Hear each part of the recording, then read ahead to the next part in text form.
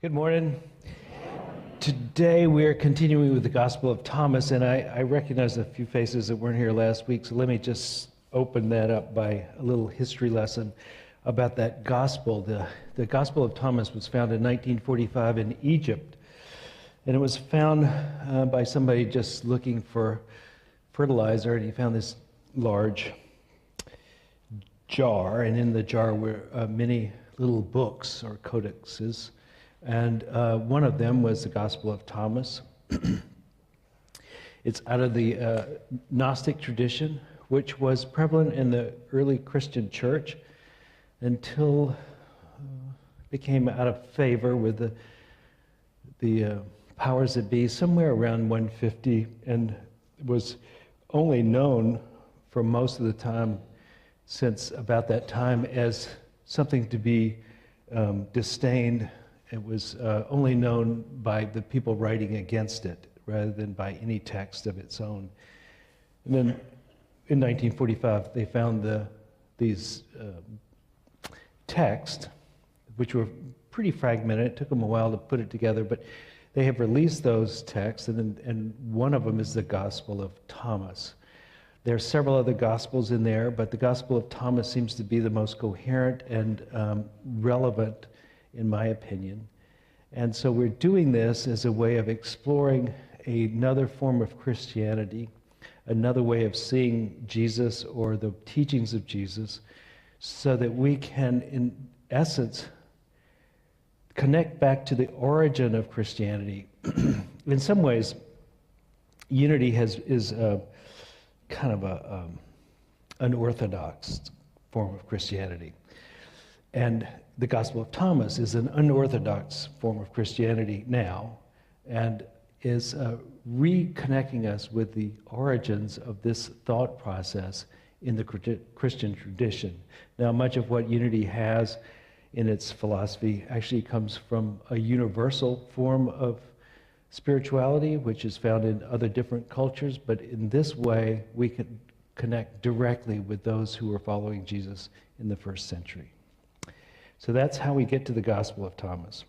And it is not like the other Gospels in that it's not a story, it's only sayings, and there are 114 sayings, I think, 114 different sayings. They are not exactly grouped according to material or theme, and so I grouped them in the syllabus so that we wouldn't have to jump, so you wouldn't have to just wonder what's coming next. You read this week's syllabus, and it has about 5 different passages spread out through the 114. With that said, let me read this 22nd saying here. And in this form, in this gospel, they don't use the word Jesus, they use the word Yeshua, which is a more Aramaic way of saying it. Here too, Yeshua is talking about the kingdom being the kingdom of heaven as it's described in the New Testament. And so this is how he starts in this phrase. Yeshua saw some infants being nursed at the breast. He said to his disciples, "These nursing infants are like those who enter the kingdom." The disciples asked him, "Then shall we become as infants to enter the kingdom?" And Yeshua answered them, "When you make the two into one, when you make the inner like the outer, and the high like the low, when you make male and female into a single one, so that the male is not male and the female is not female, when you have eyes in your eyes, a hand in your hand, a foot in your foot, and an icon in your icon, then you will enter the kingdom." So Paul says something similar to this in one of his epistles where he says, in Christ there is neither male nor female. Essentially what we're talking about here is becoming a whole. So rather than being male or female, or being high or being low, or being east or west, or Republican or Democrat, whatever you choose to delineate yourself, we're talking about becoming whole.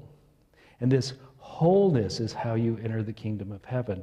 You don't enter the kingdom of heaven by being caught in a polarity, one side of the continuum of all that is, rather than you become all of it.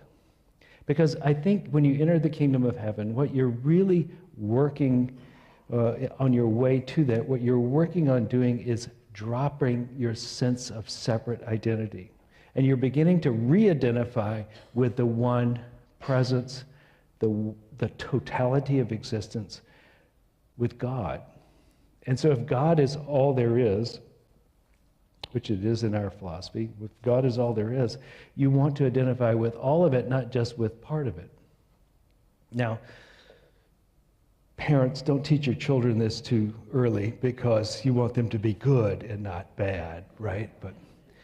But as we mature, we realize that we are contained within each of us both. So all that you see out there in the world that is beautiful, you have that. And all that you see in the world that is ugly, you have that. And all that is strict and moral, you have that. And all that is loose and accepting, you have that. It's all in potential, not fully actualized in each form, but it is in potential because we are spirit first and matter second. And this is a deep assumption that essentially you are not your body, but you're divine. There you are holy, you are a spirit, you are your soul. You're not this body only. It's as though you got locked in your car and you were in there so long you went, I'm my car. Which in some sense is true, but not enough. And ruins your sense of self if that's all you think you are. And so this process of awakening into the kingdom is to realize that you are not this, but you're more than this. This more than this is a great way to start.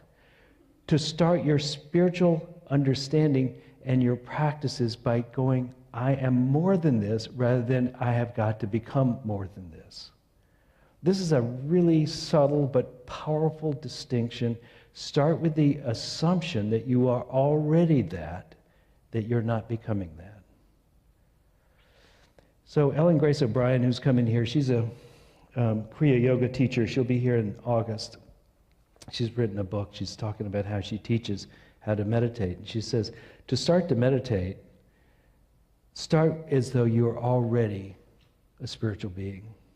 Start as though you're already whole and complete, that you're already at one with the presence.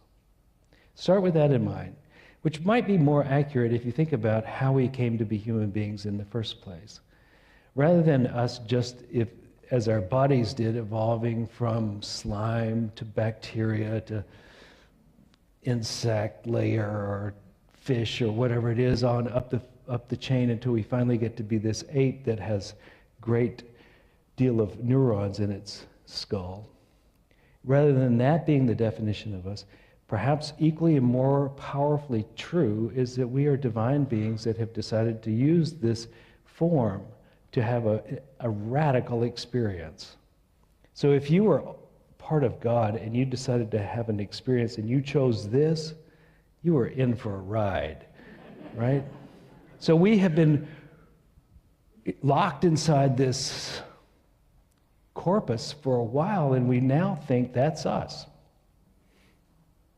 Which is okay, because if you want to really have a good ride, you've got to identify with what you're on, right? It's got to be, you can't be going, yeah, this doesn't mean anything. That would be useless. Do you know what I mean? So we don't start out knowing, yeah, this doesn't mean anything.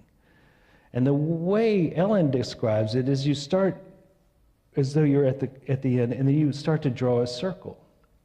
And the drawing of the circle, as you start the circle, it's continually curving, but for a good deal of the time, maybe half of it, it's moving away from wholeness. And it's moving into a polarity of individual with some qualities and not all. And then as it continues, it moves back into wholeness again. So you start, let's say, around a quarter of the way through, you're 15 years old. You're really discovering who it is to be you as an individual, to be separate, to be making up your own life, to be male, female.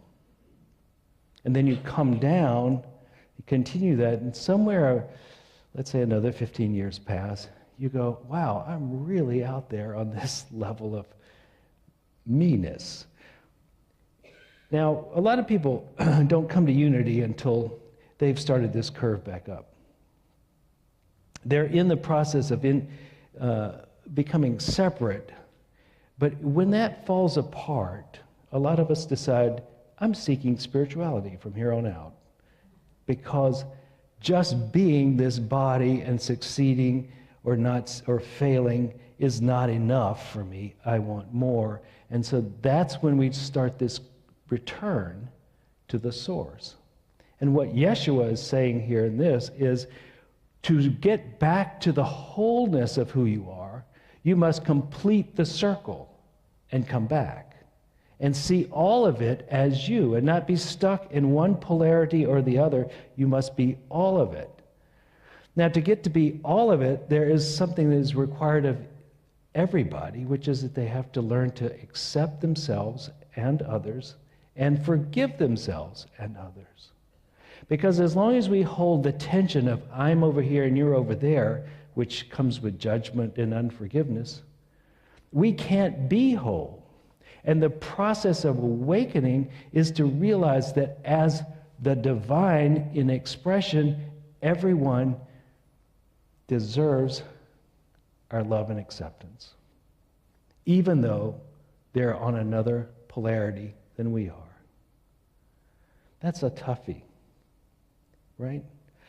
In a time of self-righteousness, it's a big toughie. But one of the things that comes by going through this process of self-acceptance and forgiveness for yourself and others is a sense of peace. And there's a sense of quietude that comes, and a deep power that comes from radical acceptance. There's so much power that later on in the Gospel of Thomas it says, when one person comes to peace, they bring a multitude with them. If you become that one who is peaceful, you not only have a smoother experience here, but you provide the conditions for others to have that smooth experience. Now, think what a gift that would be. Let's say if the leaders of our government would adopt this attitude, they would bring more than a multitude along with them. And part of the stresses I feel that seems to be permeating the culture right now is this antagonism we see at the top. I'm not planning on going to the top, but I would like to be the one that awakens to the peace that exceeds understanding.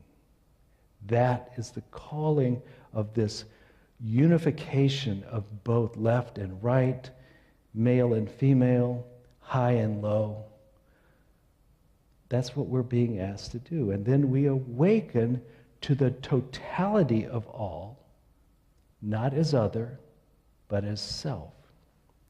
So if you think about the common image of the wave in the ocean, so many people say one of the best ways of describing what it is to be a human being is to consider yourself a wave on the ocean of eternity or of the divine. You are this momentary expression of the divine, but you are also the ocean. You are this separate wave, but the wave is not separate from the ocean, and the ocean is one with all waves. And so this is a both and experience of being the wave in the ocean.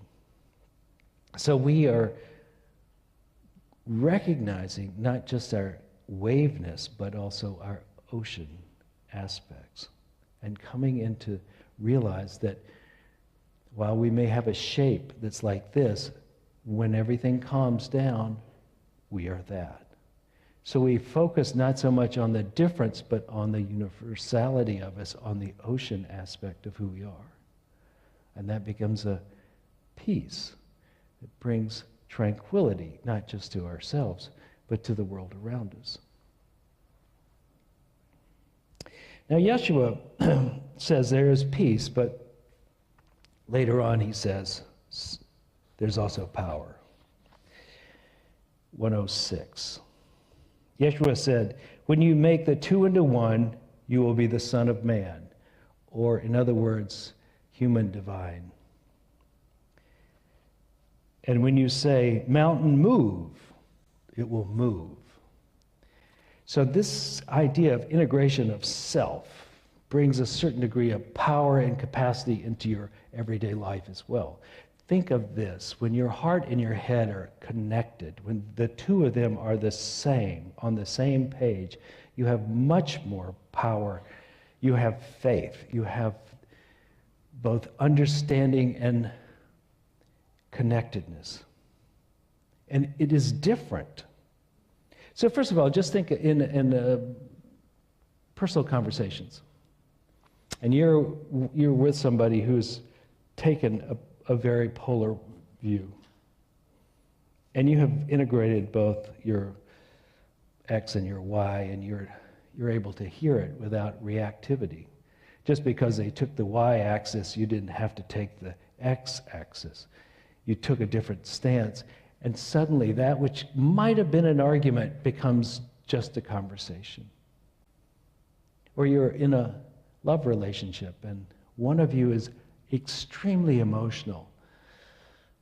And it is to the other side, to a thinking person, radically stupid what you're saying. Non-directive, floating all over, picking up ideas out of nowhere and making mountains out of them, and yet you, because you haven't chosen to not be emotional too, can relate. Oh, so what you're really saying is, I need some love right now. And rather than criticizing or analyzing, you can just be there for them. Or vice versa, if you're watching someone be so bloody analytical about everything and beating it to death, you can recognize that, hey, that masculine behavior, I got it too. I see your purposefulness and your desire to understand. I get that. You're not so wacky.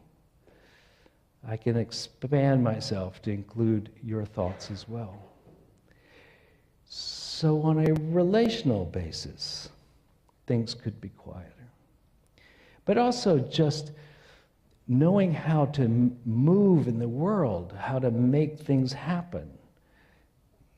You're not dedicated to one single way of doing something. If this doesn't work, I'll try that. If that doesn't work, I'm open to another idea. I can add the two together. I can subtract some. It doesn't matter. I have the capacity to do what is needed in this moment. You occupy your eyes, you occupy your hands, your feet, because you are not trying to be something you're not. You're all of it. And you fill the whole self with your being. This is a radical option. Now, I was reading also this week a book I've read before, which is called The Way of the Superior Man. I bought it hoping it would talk about me, but it didn't.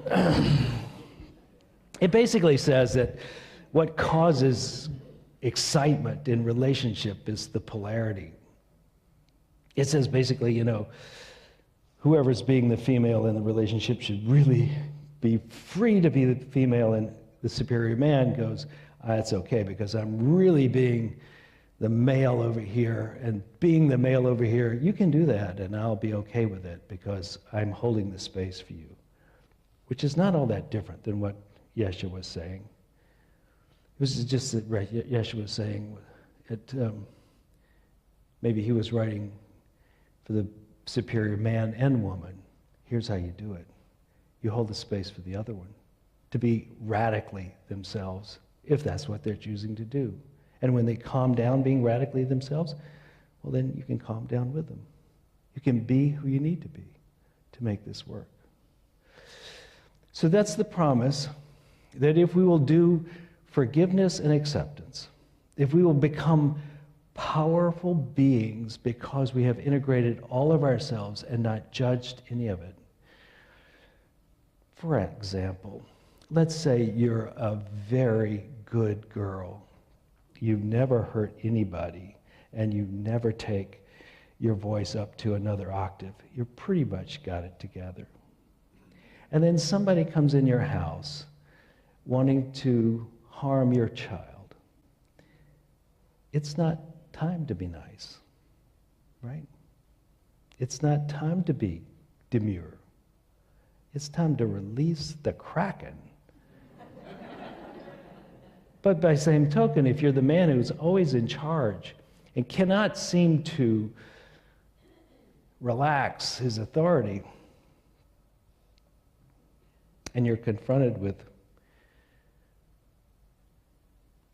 cancer, the death of a spouse or something, it's not appropriate to be that strong. It's appropriate to fall apart.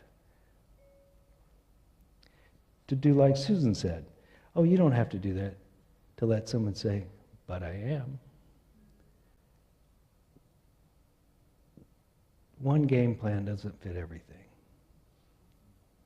It's time for us to open as wide as we can and be everything we are in its own time and place, to see more clearly in the mirror the face of everybody we have ever looked at and all their behavior too. We are amazingly capable of radical things. Let's celebrate it. Let's honor ourselves. Just because we're used to doing one thing, let's not just make it our only trick. Let's have a few tricks up our sleeves.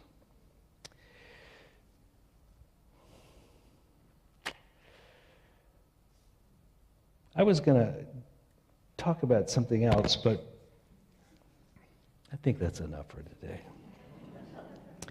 So let's pray.